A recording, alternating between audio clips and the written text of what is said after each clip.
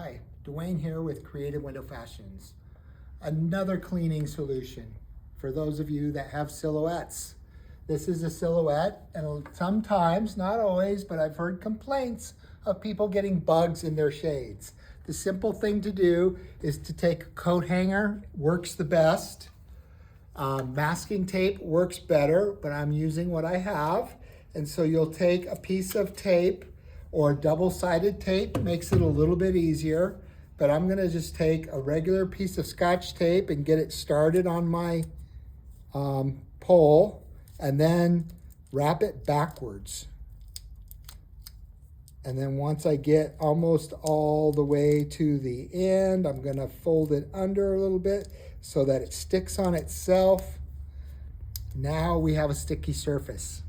So we'll stick that into the end of your silhouette. And you know, if you have a big silhouette, come on. Guess I should have tested this to see if it was gonna work first. Oh. I think if it was a real fly, it would work easier. That is true. Because we're using a little piece of bark. Ta-da! And that is how you get flies out of your silhouettes.